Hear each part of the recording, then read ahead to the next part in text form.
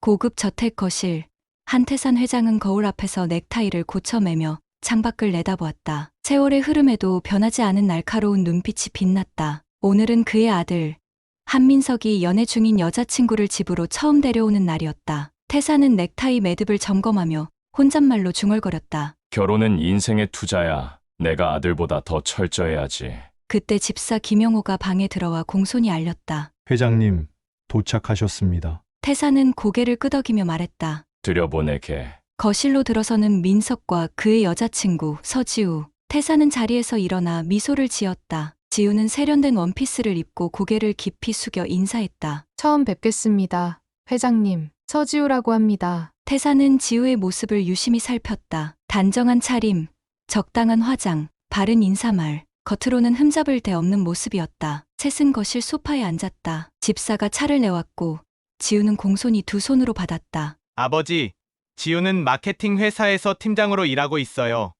민석이 자랑스럽게 말했다. 지우는 미소를 지으며 겸손히 대답했다. 과분한 소개네요. 아직 배울 게 많은 직장인일 뿐입니다. 태산은 차를 마시며 물었다. 가족은 어떻게 되나? 지우의 표정이 잠시 어두워졌다. 어릴 때 부모님을 여의고 할머니 손에서 자랐어요. 작년에 할머니마저 돌아가셔서 지금은 혼자입니다. 태산의 눈이 흔들렸다. 안쓰러움과 동시에 의심도 피어올랐다. 그는 확인할 필요를 느꼈다. 사람은 말이 아니라 누구를 어떻게 대하는지 보면 답이 나온다. 태산은 지우를 보며 말했다. 사람은 대접받을 때가 아니라 대접할 때 진짜 모습이 드러나는 법이지. 지우는 공손히 고개를 끄덕였다. 맞습니다. 할머니도 늘 그런 말씀을 하셨어요. 태산은 미소를 지었지만 마음속으로는 결심했다. 직접 확인해 봐야겠군. 저녁 식사가 끝나고 민석과 지우가 떠난 후 태산은 서재에 앉아 묘한 미소를 지으며 깊은 생각에 빠졌다. 사업가로서 수많은 사람을 만나며 단련된 눈썰미는 있었지만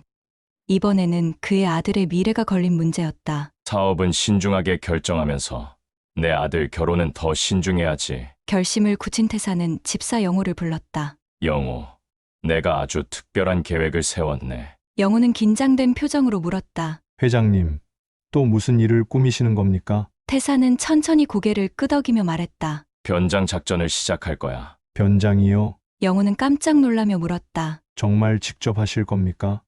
그래, 내 아들의 행복을 위해서라면 무엇이든 해야지. 그 여자가 민석을 진심으로 사랑하는지 아니면 우리 재산에 관심이 있는 건지 직접 확인해야겠어. 영호는 걱정스러운 표정으로 고개를 저었다. 하지만 건강은 괜찮으십니까? 회장님께서 직접 하시는 건 너무 위험하지 않습니까? 태산은 가볍게 웃으며 대답했다. 걱정 말게. 내가 변장을 하면 아무도 날 알아보지 못할 테니까. 그렇게 변장 대작전이 시작되었다. 연극에 쓰이는 특수분장 전문가가 저택을 찾아와 태산을 완전히 다른 사람으로 변신시켰다. 태산의 얼굴에는 깊은 주름이 새겨지고 흰 머리카락은 헝클어진 채 더러워졌다. 값비싼 맞춤 정장은 낡고 허름한 옷으로 바뀌었다. 완벽하군. 태산은 거울을 보며 미소 지었다. 영호는 감탄하며 말했다. 정말 알아볼 수 없습니다, 회장님. 그저 평범한 구두 닦기 노인 같으십니다. 태산은 거울 속 자신을 보며 농담을 던졌다. 백만장자 태산 회장은 오늘부터 구두 닦기 태노인이라네. 변장을 마친 태산은 민석에게 전화를 걸었다. 자연스럽게 대화를 나누며 지우와의 데이트 계획을 물었다. 이번 주말에 명동 르블랑 레스토랑에서 저녁 식사 약속이 있어요, 아버지. 민석의 말에 태산은 속으로 웃음을 삼키며 말했다. 그래, 잘 다녀오너라. 전화를 끊은 뒤 태산은 영호를 불렀다. 르블랑 레스토랑 근처를 조사해보게. 내가 구두 닦기를 할 적당한 장소를 찾아야겠어. 영호는 알아보고 금세 보고를 하였다. 레스토랑 맞은편 골목에 작은 구두 닦기 의자를 놓을 공간이 있습니다. 그곳에서 레스토랑 입구를 잘 볼 수 있습니다. 태산은 만족스럽게 고개를 끄덕이며 말했다. 좋아. 작전 준비 완료군. 주말이 되자 태산은 변장을 하고 영호와 함께 레스토랑 근처로 향했다. 낡은 구두 닦기 통과 작은 의자를 들고 자리에 앉은 그는 마지막으로 영호에게 말했다. 영호, 이제부터는 나 혼자 한다. 연락하기 전엔 돌아오지 말게. 영호는 태산을 걱정스럽게 바라보며 떠났다. 태산은 구두 닦기 의자에 앉아 지나가는 사람들을 관찰하며 속으로 중얼거렸다. 아들아, 아버지가 직접 나섰다. 너의 인생 최대의 고비를 지켜내기 위해 말이야. 이제 본격적인 작전이 시작되려는 순간이었다. 태사는 낡은 구두 닦기 통과 작은 의자를 들고 미리 정해둔 골목에 자리를 잡았다. 영호, 이만 돌아가게. 내가 연락할 때까지는 오지 말게나. 영호는 걱정스러운 눈빛으로 태산을 바라보다가 고개를 숙이고 떠났다. 이제 태산은 더 이상 백만장자가 아닌 평범한 구두 닦기 노인의 모습이었다. 주말 저녁 6시, 명동의 거리는 데이트를 즐기려는 사람들로 활기가 넘쳤다. 태산은 구두 닦기 의자에 앉아 지나가는 사람들을 관찰했다. 낡은 옷을 입고 허름한 구두 닦기 통 옆에 앉아 있는 그의 모습은 누구의 관심도 끌지 못했다. 사람들 눈에 보이지 않는 존재가 되는 건 이런 기분이구나. 태사는 속으로 생각하며 평생 주목받는 위치에 있던 자신의 과거와 대비되는 지금의 상황에 묘한 감정을 느꼈다. 가끔 누군가가 발걸음을 멈추고 동전 몇 개를 던져주고 가기도 했다. 태사는 그 작은 동전들의 이상한 따뜻함을 느꼈다. 이런 경험은 처음이군. 태사는 다시 한번 생각에 잠겼다. 저녁 7시 30분, 르블랑 레스토랑 앞에 검은색 세단이 멈추는 것이 보였다. 차에서 내리는 민석과 지우. 민석은 평소처럼 깔끔한 차림이었지만 지우는 더욱 화려하게 꾸민 모습이었다. 태사는 모자를 깊게 눌러쓰고 고개를 숙였다. 이제 시작이군. 민석과 지우가 레스토랑 안으로 들어가려는 순간 지우의 핸드폰이 울렸다. 잠깐만 기다려줘요. 지우는 민석에게 말하며 레스토랑 입구 쪽으로 걸어갔다. 그런데 우연히도 그녀는 태산이 자리 잡고 있는 방향으로 다가왔다. 태산은 고개를 숙인 채 구두 닦기 도구를 정리하는 척했다. 지우는 바로 면비터 앞에서 전화를 받기 시작했다. 미란아. 지금 데이트 중이야. 지우의 목소리가 들려왔다. 주변을 슬쩍 둘러보던 지우는 태산 쪽을 흘끗 쳐다보았다. 그리고는 태산을 대수롭지 않게 여기는 듯 말을 이었다. 이 집 돈 진짜 많아. 회장님이 그렇게 부자라니까 걱정하지 마. 태산의 심장이 갑자기 빠르게 뛰기 시작했다. 손이 미세하게 떨렸다. 아버지, 그냥 늙은이야. 인사만 잘하면 돼. 끝나면 정리할 거야. 태산은 여전히 고개를 숙인 채 귀를 기울였다. 그는 그 순간 손에 들고 있던 구두 닦기 도구를 꽉 쥐었다. 전화는 계속 이어졌다. 그의 가슴 속에서 무언가가 서서히 끓어오르는 듯했다. 결혼? 당연히 할 거지. 이런 집안이면 시집가서 편하게 살 수 있잖아. 지우의 목소리가 귓가를 때렸다. 태산은 여전히 고개를 숙인 채 그녀의 말을 듣고 있었다. 농담이 심했어? 미안. 그래도 솔직히 말하면 돈 때문에 참는 것도 있지 뭐. 사랑이라고 할 수도 있지만. 지우의 말이 계속되었지만 태산에게는 이미 충분했다. 그의 가슴 속에서 분노가 서서히 치밀어 올랐지만 오랜 세월 동안 쌓아온 사업 경험 덕분에 그는 단 한순간도 표정을 바꾸지 않았다. 전화를 끄는 지우는 무심코 태산 쪽을 바라보았다. 그리고는 태산의 초라한 구두 닦기 모습을 대수롭지 않게 여기며 코를 찡그렸다. 그녀는 가볍게 몸을 돌리고 레스토랑으로 들어갔다. 태산은 그 자리에 얼어붙은 듯 앉아 있었다. 구두 닦기 도구를 정리하려는 손이 미세하게 떨렸지만 이번에는 분노 때문이 아니었다. 실망감, 배신감, 그리고 아들 민석에 대한 걱정이 그의 마음을 뒤섞고 있었다. 그래, 확실히 봤다. 태사는 천천히 자리에서 일어나 고개를 끄덕였다. 그는 스마트폰을 꺼내 영호에게 전화를 걸었다. 영호, 나 데리러 오게. 30분 후, 차 안에서 태사는 변장한 옷을 벗어던졌다. 영호는 백미러로 태산의 표정을 살폈다. 결과가 어떠셨습니까, 회장님? 태사는 깊은 한숨을 내쉬며 대답했다. 예상대로였다. 아드님께 바로 말씀드릴 겁니까? 태사는 잠시 생각에 잠긴 후 고개를 저었다. 아직은 아니야. 증거를 더 모아야겠어. 집에 도착한 태사는 곧장 샤워를 하고 다시 평소의 단정한 모습으로 돌아왔다. 그는 서재에 앉아 깊은 생각에 잠겼다. 어떻게 민석에게 이 사실을 알려야 할지, 그리고 지우의 진짜 모습을 어떻게 확실히 드러낼 수 있을지 고민했다. 밤 11시, 민석이 집으로 돌아왔다. 행복에 들떠 보이는 그의 모습은 태산의 마음을 더욱 무겁게 만들었다. 아버지, 아직 안 주무셨어요? 민석이 서재 문을 열며 물었다. 태산은 억지로 미소를 지으며 대답했다. 아니, 그냥 생각할 게 있어서. 데이트는 어땠니? 민석은 밝게 웃으며 말했다. 정말 좋았어요. 지우가 아버지께 정말 좋은 인상을 받았다고 하더라고요. 그래서 다음 주에 상견례를 하고 싶다고 하던데 어떻게 생각하세요? 태사는 가슴이 철렁 내려앉는 기분이 들었다. 그러나 그는 차분한 목소리로 대답했다. 그래, 생각 좀 해보자꾸나. 민석은 잠시 의아한 표정을 지었지만 더 묻지 않고 방으로 들어갔다. 태사는 다시 창밖을 바라보며 깊은 한숨을 내쉬었다. 아들아, 이 상황을 어떻게 해야 내가 상처받지 않을 수 있을까? 내 아들을 이용하려는 여자를 그냥 넘길 순 없어. 다음 날 아침, 태사는 집사 영호를 불러 계획을 세웠다. 영호, 상견례를 승낙하겠네. 하지만 특별한 방식으로 진행할 거야. 태산의 단호한 표정을 본 영호는 고개를 끄덕이며 물었다. 어떻게 준비하면 되겠습니까, 회장님? 태산은 결연한 목소리로 말했다. 이번에는 변장이 아니라 진실을 그대로 보여줄 거야. 상견례 당일, 한태산의 저택은 긴장감으로 가득 찼다. 태산은 평소보다 더 단정한 차림으로 거실 소파에 앉아 있었다. 집사 영호는 식탁을 정성껏 차리고 있었다. 영호, 오늘 모든 준비는 완벽해야 해. 태산의 말에 영호는 자신감 있게 대답했다. 네, 회장님. 말씀하신 대로 모두 준비해 두었습니다. 오후 6시, 민석과 지우가 도착했다. 지우는 우아한 원피스를 입고 작은 선물 상자를 들고 있었다. 회장님, 작은 선물을 준비했습니다. 지우는 공손히 선물을 내밀었고 태사는 미소를 지으며 받았다. 고맙네. 셋은 식탁에 앉았다. 집사 영호가 준비한 정성스러운 코스 요리가 차례로 나왔다. 지우는 환한 미소로 말했다. 어르신, 오늘 뵙게 되어 정말 영광입니다. 민석 오빠가 항상 아버님 자랑을 정말 많이 하거든요. 태사는 와인잔을 들어 한 모금 마신 뒤 천천히 말했다. 그런가? 내 아들이 나를 어떻게 생각하는지 궁금하군. 지우는 자신감 넘치는 목소리로 대답했다. 정말 존경한다고 했어요. 아버지처럼 되고 싶다고 항상 말해요. 민석은 부끄러운 듯 미소를 지었다. 태사는 고개를 끄덕이며 지우를 바라보았다. 지우 양, 부모님이 안 계신다고 들었네. 어떻게 자랐는지 궁금하군.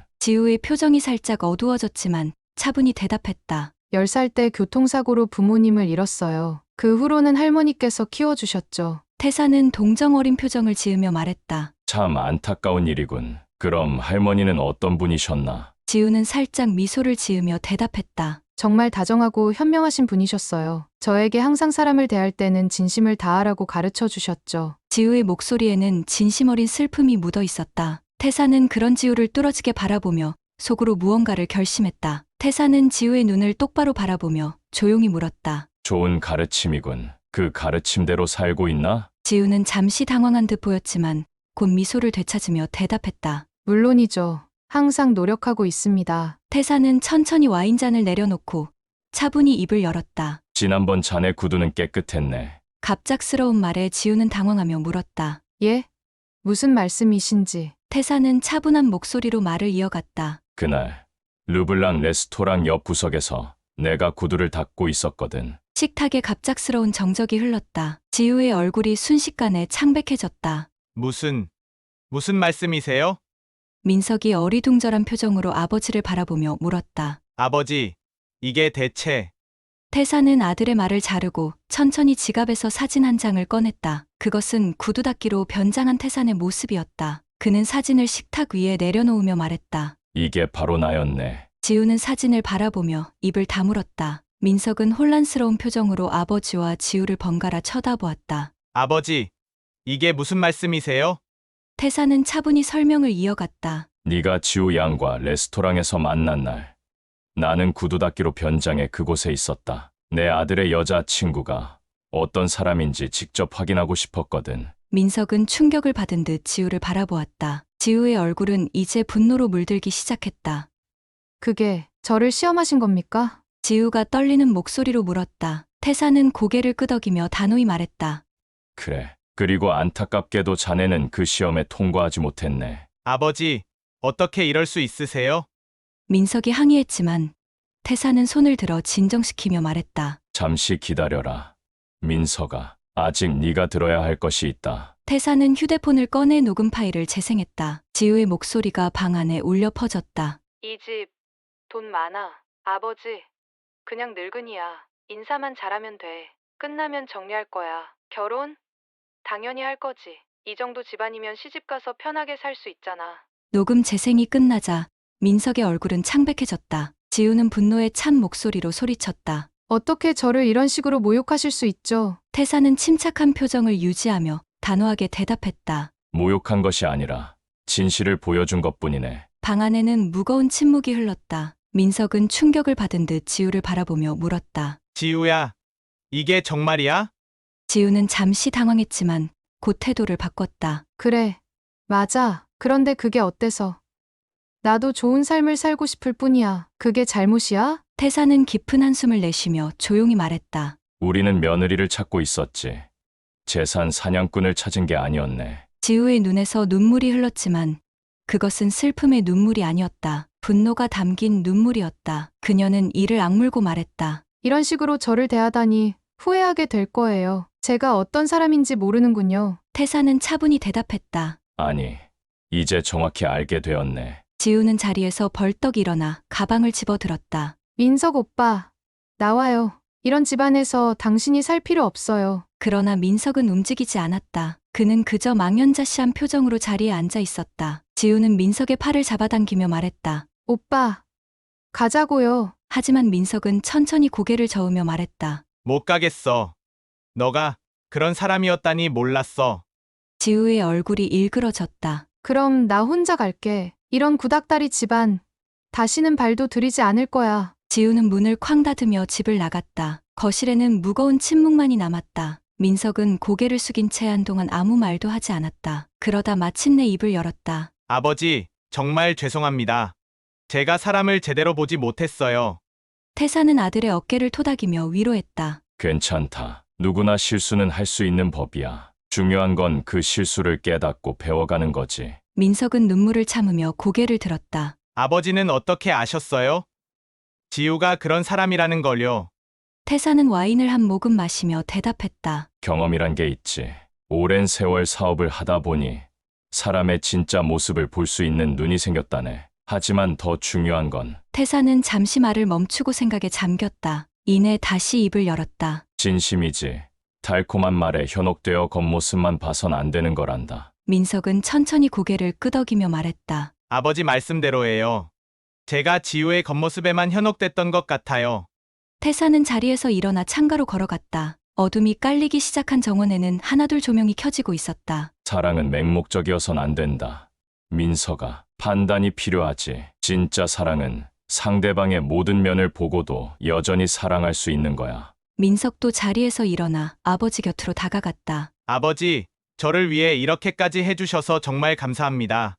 태사는 미소를 지으며 대답했다. 아비로서 당연한 일이란다. 둘은 한동안 창밖을 바라보며 침묵을 지켰다. 창밖의 어둠 속에서도 정원의 조명은 따스히 빛나고 있었다. 그때 집사 영호가 조심스럽게 다가와 말했다. 죄송합니다만 식사가 준비되어 있습니다. 태사는 고개를 끄덕이며 대답했다. 오늘은 저녁 식사는 건너뛰겠네. 아들과 할 이야기가 더 있거든. 영호는 공손히 인사하고 물러났다. 태사는 민석을 서재로 안내했다. 책장이 가득 찬 서재의 은은한 불빛은 두 사람을 따뜻하게 감싸고 있었다. 태사는 서랍에서 낡은 나무 상자를 꺼내며 말했다. 이걸 보여주고 싶었다. 민석은 호기심 어린 눈으로 상자를 바라보았다. 태산이 상자를 열자 그 안에는 낡은 구두 한 켤레와 작은 구두 닦기 도구들이 들어있었다. 민석은 놀란 표정으로 물었다. 이게 뭐예요, 아버지?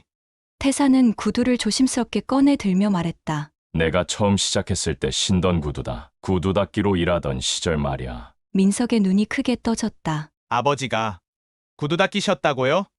태사는 옅은 미소를 지으며 고개를 끄덕였다.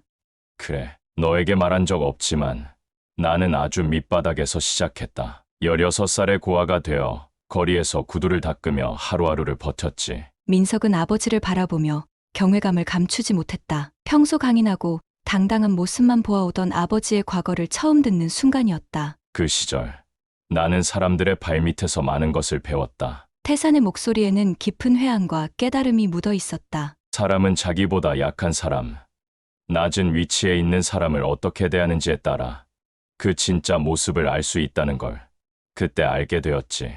민석은 조용히 아버지의 이야기를 경청했다. 태사는 구두 닦기 도구를 하나하나 만지작거리며 말을 이었다. 내가 지우 양을 시험한 방법이 특별했던 이유는 내 과거의 모습으로 돌아가 보고 싶었기 때문이야. 그리고 그 모습으로 우리 아들의 미래를 지키고 싶었고. 민석의 눈가에 눈물이 맺혔다. 그는 떨리는 목소리로 말했다. 아버지, 정말 몰랐어요. 어떻게 그런 고생을 하시고도 이렇게 강인할 수 있으세요? 태사는 구두를 상자에 다시 넣으며 조용히 대답했다. 사람은 고난을 통해 성장하는 법이지. 오늘 내가 겪은 실망도 언젠가는 소중한 경험이 될 거야. 민석은 고개를 끄덕이며 눈물을 닦았다. 그 순간 아버지가 어떤 사람인지 새삼 깨닫게 되었다. 그의 마음속에는 존경과 사랑이 깊게 자리 잡았다. 다음 날 아침, 태사는 조용히 정원을 거닐고 있었다. 봄 기운이 완연한 정원에는 새싹이 가득 피어올라 새로운 시작을 알리는 계절의 향기가 감돌았다. 잠시 후 민석이 정원으로 나왔다. 그의 얼굴은 어제보다 훨씬 편안해 보였다. 아버지, 좋은 아침이에요. 태사는 미소를 지으며 말했다. 잘 잤니? 민석은 고개를 끄덕이며 대답했다. 네. 오랜만에 마음이 편안했어요. 두 사람은 나란히 정원 길을 걸었다. 말없이 새소리와 바람소리 같은 자연의 음악을 들으며 걷는 그 시간이 오히려 깊은 대화였다. 잠시 후 민석이 조심스럽게 입을 열었다. 아버지, 어제 일에 대해 더 생각해 봤어요. 처음엔 솔직히 화도 났지만 지금은 감사해요. 저를 위해 그런 일까지 해주셨다는 게 놀랍고 정말 고마워요. 태사는 가볍게 고개를 끄덕이며 말했다. 부모의 마음이라는 게 그렇단다. 자식이 상처받는 걸 보는 것보다는 내가 먼저 나서는 게 낫다고 생각했지. 민석은 물었다. 그럼 구두 닦기로 변장한 아이디어는 어떻게 떠올리셨어요? 태사는 잠시 생각에 잠겼다가 천천히 대답했다. 사람의 진짜 모습은 약자를 대할 때 드러나지. 그 진리를 다시 한번 확인하고 싶었어. 그리고 내 과거로 돌아가 보는 것도 나에겐 의미 있는 일이었지. 두 사람은 연못 옆 벤치에 나란히 앉았다. 그 순간 나무잎 하나가 물 위로 떨어지며 잔잔한 파문을 일으켰다. 민석이 조용히 말했다. 사람을 제대로 보는 방법을 배웠어요.